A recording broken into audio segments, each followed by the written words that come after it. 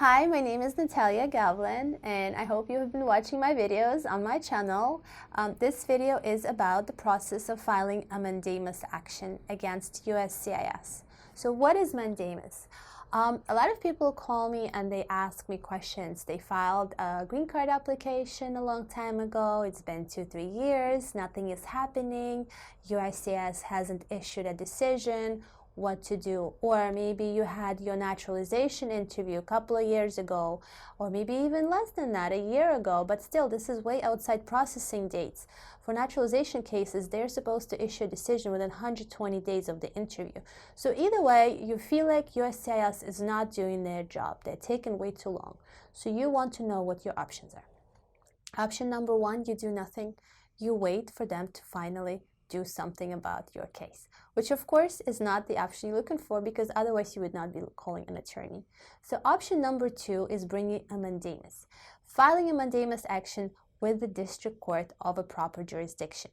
To file mandamus, you need to be an attorney admitted within that specific court. I am admitted at the district court, United States District Court of the Southern and Eastern District.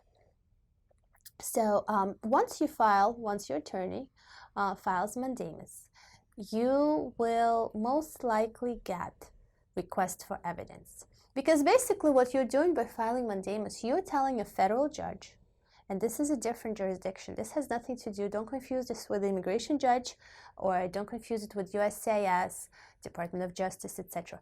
This is a separate entity, a district court judge, a federal judge. You're complaining to them, so to say. You're saying, I have filed my application, USCIS is taking way too long.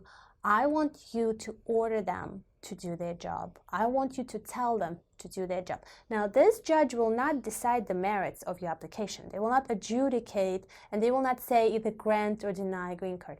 They will not say admit them as a citizen or not.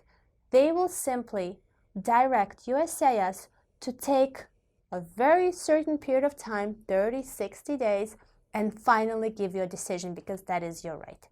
So, as I said, when you file a mandamus, U.S. Attorney's Office gets on this case. An attorney is assigned, and he has to come to the trial conference. Normally, they work with USCIS together, and they say, look, we have a trial conference. You guys need to do your job. And at that point, USCIS issues request for evidence, asking you for something. They're making it look like, oh, well, we were missing this little thing, and that's why we're taking 3-4 years deciding your case. Well, they could have sent it to you before, but they didn't. Filing mandamus triggers that, because they don't want to go before the judge. They don't want to be yelled at. They don't want the federal judge to order them to do that something. So they start moving. So you get request for evidence.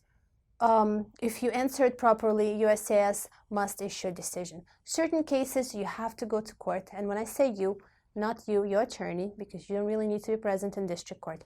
You go to court, and the district judge will set a very specific, very tight deadline, and they say by this day you have to issue a decision, otherwise you'll be held in contempt.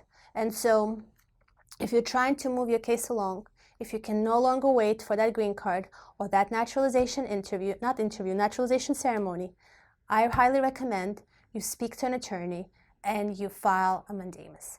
I filed them for my clients. We've had an excellent success rate, and if you need any help, please contact my office.